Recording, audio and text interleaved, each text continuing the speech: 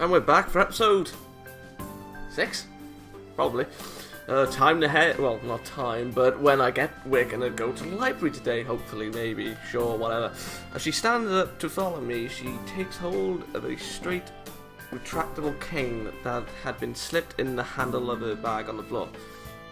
Compared to the cane the boy in my class had, no idea where he is, Lily's looks much thinner and longer. His must be for support, whereas Lily's is for navigation. Together we leave the peaceful room and enter the empty hallway on the way to the library.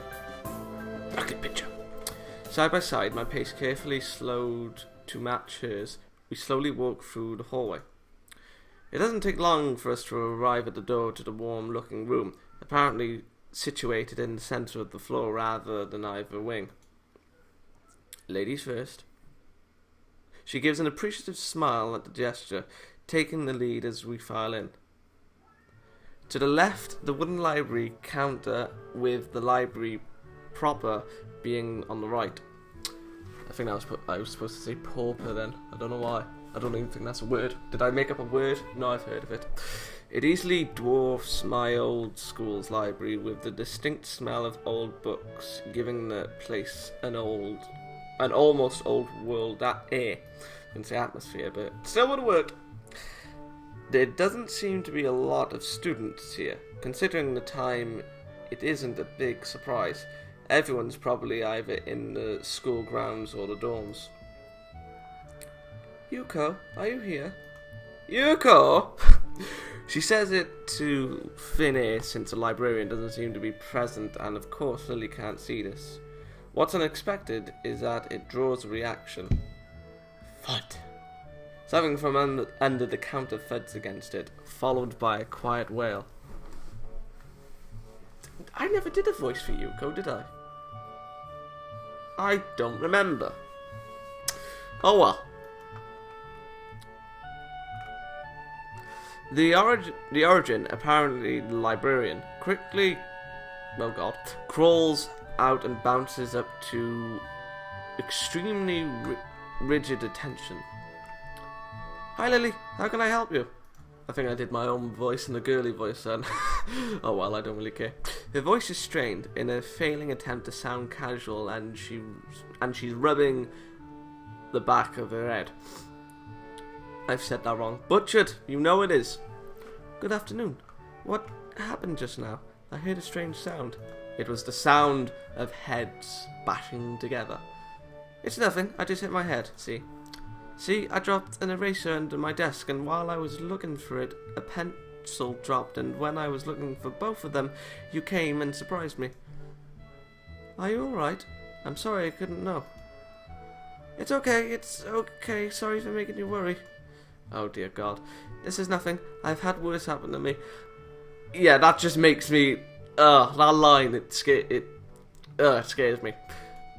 She's quick to reverse Lily's apologies almost frantically, trying to push aside the possibility that she could be in any way inconvenienced by bashing her head on the counter. Oh God.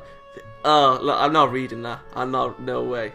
The girl fidgets with her fingers as Lily doesn't seem to drop her concerned expression, and then she shuffles some papers around the counter for no reason. For no reason! A little shorter than Lily, repelled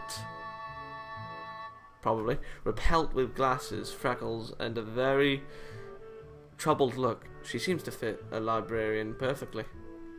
Stereotypes! Lily, did you get my message? Message? Oh, the 2 imported books that arrived. Right. They finally came. I can't believe it took so long, but amidst her celebrations, partially for managing to change the topic, I'm sure she notices me from the corner of her eye and freezes on the spot when she does. Oh no, I'm sorry for not noticing you before. Did you need to check out a book or return one? I'm sorry. God, what happened to her? I'm sorry. I mean, what happened to her to make her like this? The way she can so quickly shift between moods is a little unsettling. He's with me. He's with me. Yuko, this is Hisao, a new student. Hisao, this is Yuko, the school librarian. Pleased to meet you. Hisao. Right, Hisao. Pleased to meet you too, Hisao. For a second, she visibly attempts to engrave the name on her mind so she won't forget. Yuko often arranges to import foreign books in Braille for me. Would you like to tell Hisao a little something about the library? Lily's innocent suggestion is met with an expression of abject terror. Please, Lily, I can't. I don't know what he could be interested in. This is too much responsibility. How it's any responsibility at all, I don't get. But her objection is so sincere, I don't doubt for a second that she would rather disembowel herself on the spot than tell me where the light novels are. But, so there are a lot of books in Braille here. I attempt to save the day by asking the first thing that pops into my head. It seems to work, at least partially, as Yuko seems to not exactly relax, but at least look slightly less tense. Well, I think about a third or fourth of Yamaku's library is either in Braille or audio. Makes sense, given all the blind students that'd be here. If it's only that, how come this library is so big in the first place? Well, we get a lot of new books regularly because the library is adequately endowed? That's probably why. I have no idea what that means. How did I read that last time? They spend more on new books than on my salary, and then I have to organise and shelve all of them. It's so troublesome and they waste so much. I wish I could quit this job. ... A very awkward silence follows this revelation of too much information. I'll go check the A cells then, if you don't mind. Probably. It's probably best for all of us if she doesn't keep talking to me. Oh my. There we are. Very well. Meanwhile, Yuko, I would have those books if it's alright with you. ... Let's go meet the beautiful Hanako! My first impression was right. The library is surprisingly big. What do I say to her in response? I say that, and then what do I say to Kenji? Oh, I say that to Kenji! Oh, I'm happy. I'm happy. And it doesn't trigger... like, really? Huh. I basically have to make the same choices I did for, to get Hanako, but the only difference is with this is instead of not running, I run with Emi. Thinking about it, I could have started from there now. This, oh god, oh, we've started. We've started from here. I'm not going to stop. We're going committed. We are. We're all committed. Emitting down the narrow cells, I studied the spines of the books in random order, occasionally sliding one out to read the blurb, taking it with me if it looks good. In a few moments, I have a respectable stack of books in my arms. I guess I'll never be stuck up for choice in here. The normality of the library sinks in. Sure, there are large print and braille books scattered throughout, but it is what it is, a library. It's as if the calm mood from the room I had tea with Lily in snuck with us in here, unless it was here to begin with. Something about that puts me at ease, just like before. I reach the end of the sale. Hold on, I'm going to Google. What does that word say? Tell me. It's aisle! I reach the end of the aisle and find a collection of desks set up for study or personal reading. Going a little further, though, I discover a nice quiet corner at the back. Have I killed the music? Was there any music to begin with? I don't know. While the rest of the library has the odd student sitting at a desk either reading or stealthily sleeping. Why was I going to say that? The back is pretty much deserted. As I glance around, I see someone who I recognize sitting on one of several beanbags. Oh, music is back. Hanako! It's the dark-haired girl from my class, the one who snuck out of the classroom earlier. Beautiful! She's reading a book, keeping it close to her face, which makes her look like she's really into it. From the way she was acting today, I had her pegged as more of a delinquent than a bookworm. In fact, her mysterious disappearance from the class raises all sorts of whys in my head. Intrigue floats slowly but surely towards the surface, and before I know it, I'm walking towards the mysterious long-haired girl. Purple hair. Oh, I'm sorry. I guess there's no harm in introducing myself as I would with anyone else. She's a classmate after all. Walking over to another beanbag, I take a seat and lay my book beside it. And you scared her! The girl starts looking scaredly up at me from underneath her fringe. This is the first time I've seen her this close. Underneath her long, dense bangs, I can see that part of her face, at least a third if not half, is pretty badly scarred. Still, beautiful still, doesn't matter. My eyes are immediately drawn to the scars, subconsciously peeking at her hair until they meet her own eyes. Don't. For a second I am shocked and divert my eyes to the book in her hands before I realise that I'm looking away. Looking away properly only makes it worse. Exactly. Yeah, I'll pick this one. I'm sorry to stop. No, don't pick the bottom one. Actually, everyone.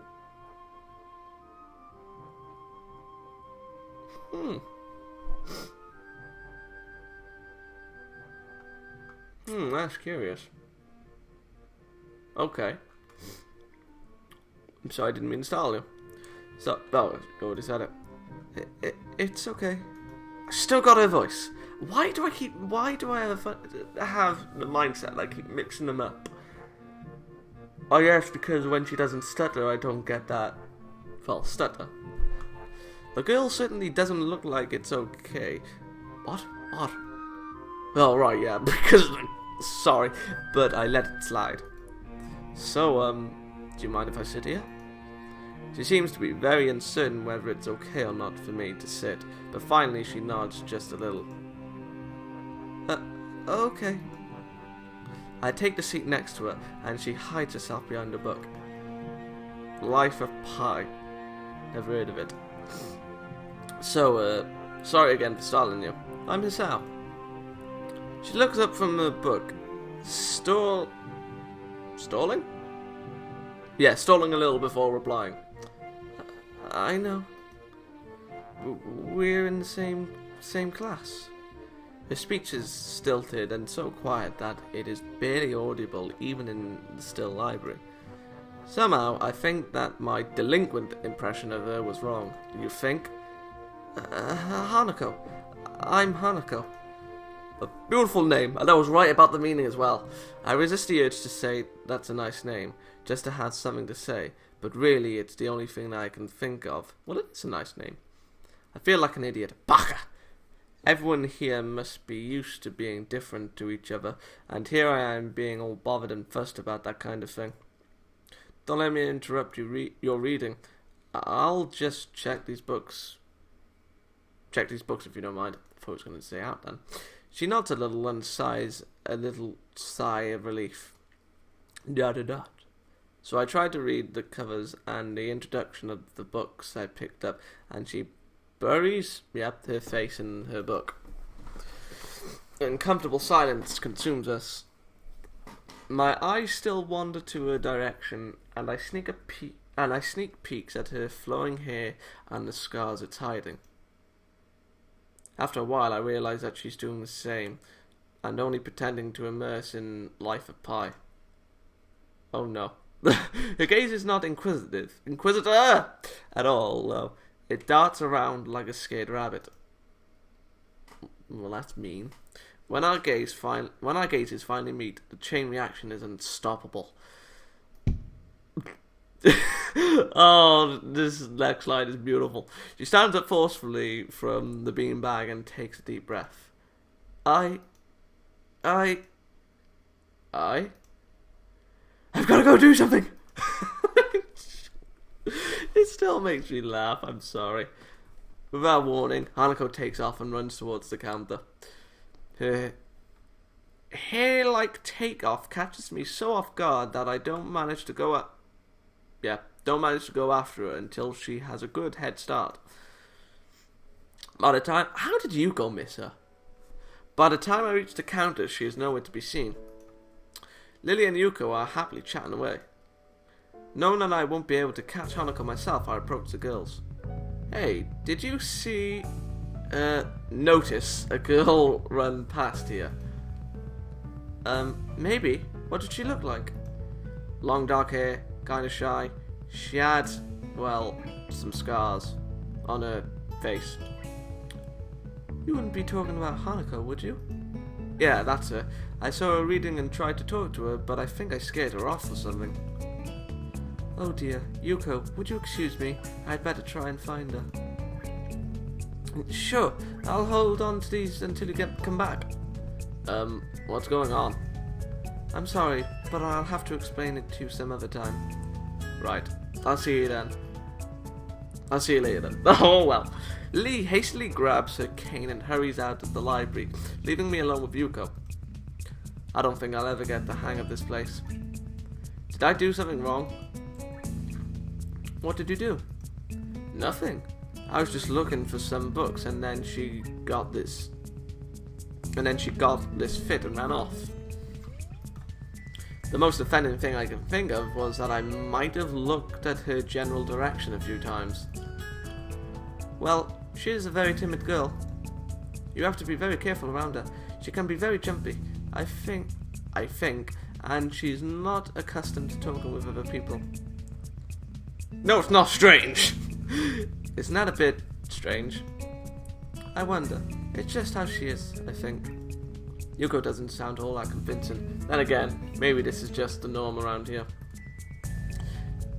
Everyone has their own problems, or else they wouldn't be here. But how should I deal with these people? Forcing myself to act overly casual only makes me feel phony. Like I was supposed to be ignoring the elephant in the room.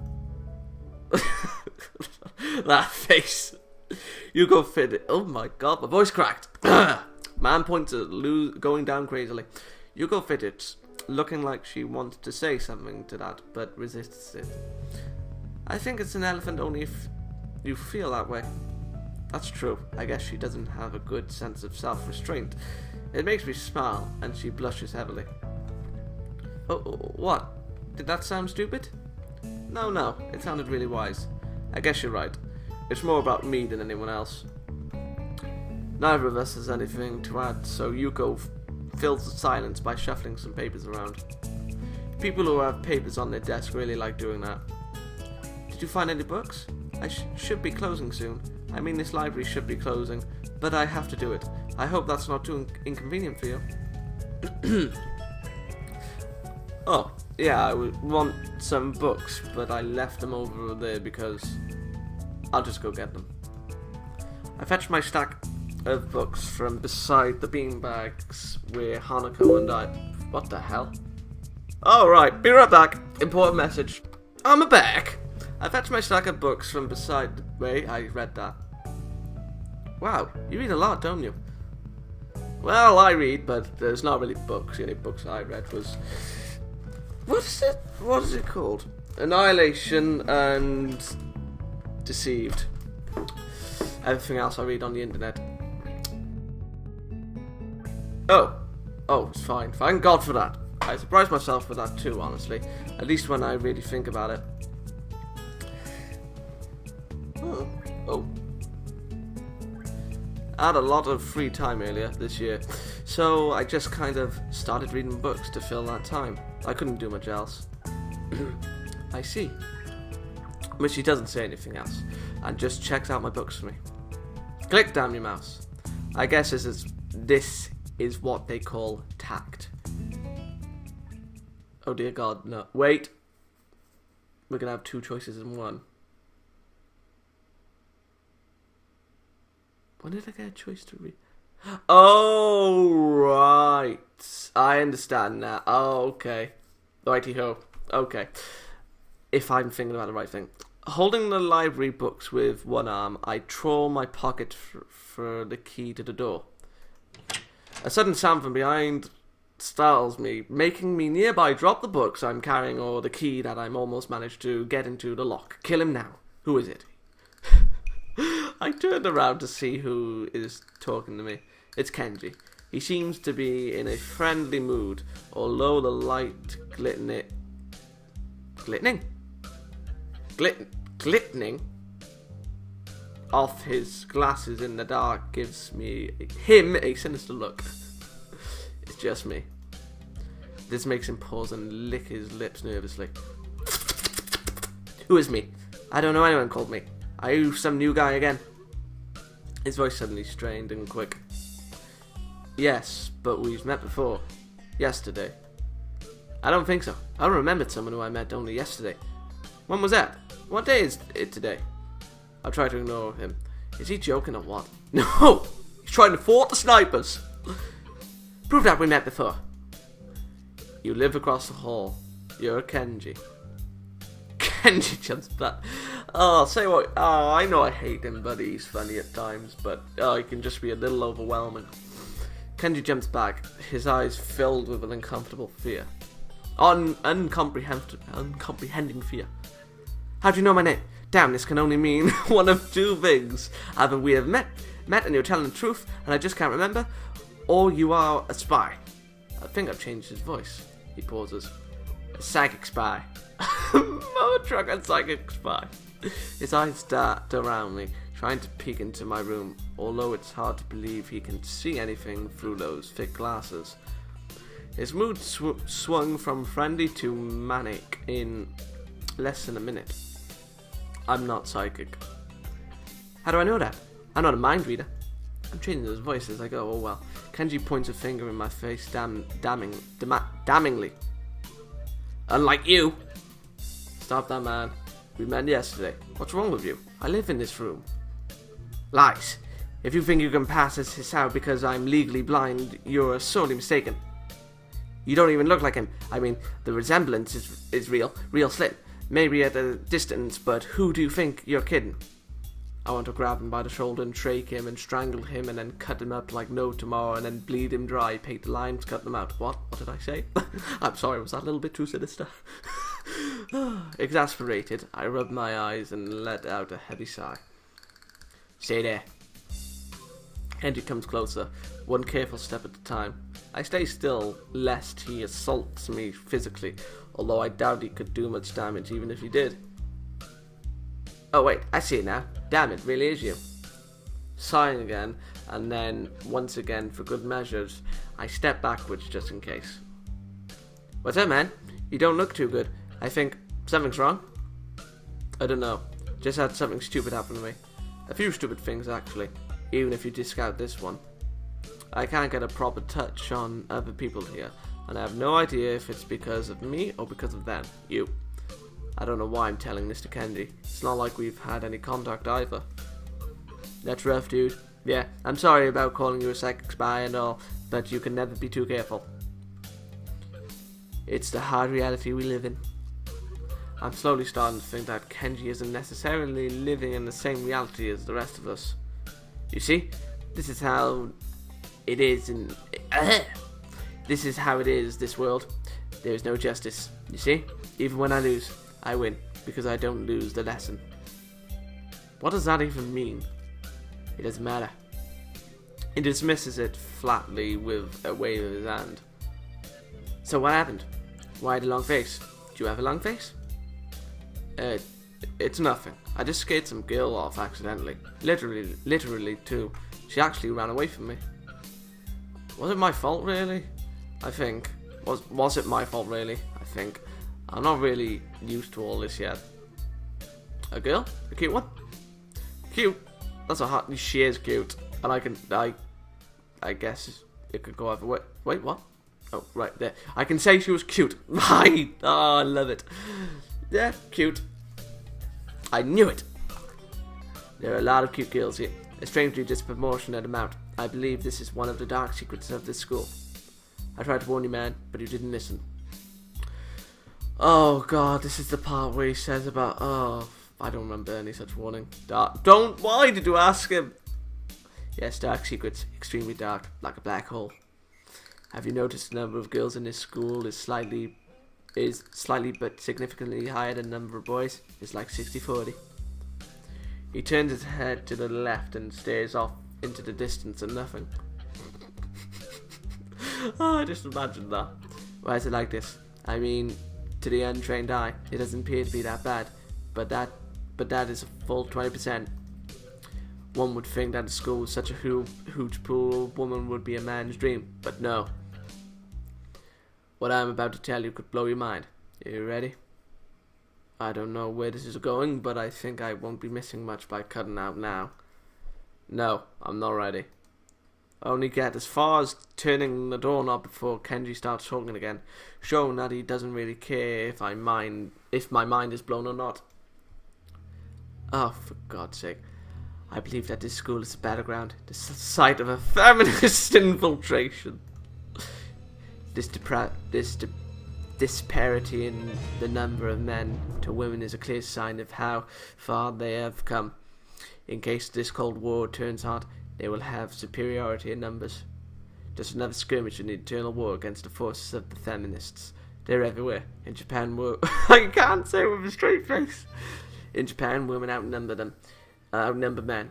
It's not a 60-40 split, but it's only a matter of time, man. Even in America, women are the majority by a hair. They're building up their numbers in the past. The build-up of a military always has been the clearest sign of an imminent war. Japan is just the first step. Our economy is badass and the country itself is small and isolated, yet a huge part of the Pacific in terms of political value. The perfect target. They are so cunning, as expected of women. Soon, the day will come when... Kenji's voices trail off ominously. That is why you can't trust them. They will string you along and then kill you. Just as they killed me. You will end up just like me. Oh, hell no. I can't stop myself from blurting it out. Hey, what the hell does that mean? You said it, not me. It's the best I can think of. So, you're not supposed to say something like that? Damn, so rude. Where was I? Oh yeah, vast feminist conspiracy. Stop it, stop. I lost you way back there somewhere around feminist infiltration. Too hard to follow? It's cool. I have some graphs and stuff in my room. And puppets. You like puppets? No puppets. You don't like puppets? Okay. Graphs are still cool though, right? He speaks energetically, responding almost before I'm done talking, moving his hands in an animated way as he continues to rant on. This is too strange. I had him pegged as relatively normal, but it's clear that I was wrong. Something on your mind, dude? Just thinking about what it's like to be the last sane man in an insane world. Kenji frowns, looking deeply upset. You mean that's you? That can't be, because I'm the last sane man in an insane world. That is my dream. You can't just steal a man's dream. What the hell? There can't be two last sane men. It would be invalidated the whole last part, and that part is kind of important. There can only be one, like in the foreign movie where there could only be one, and in the end there is only one dude left because that was the point. I've never seen anyone talk so heatedly and so defenselessly about absolutely nothing before. Anyway, if you wait here, I can get my graphs. I also have a list of the other dark and complex conspiracies that this school holds as tangled as... Quick, finish my analogy for me. Be a pal. I'm going to go to bed now. It's extremely late. That doesn't sound like an analogy, but whatever. I like you. You seem like a cool dude. Most people don't understand what I'm talking about when I try to explain the vast feminist conspiracy to them.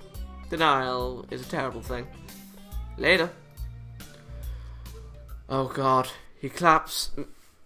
Oh dear God. He claps me on the back and then vanishes into his room so quickly and quietly. It's like he didn't even open the door, but instead walked right through it like a ghost.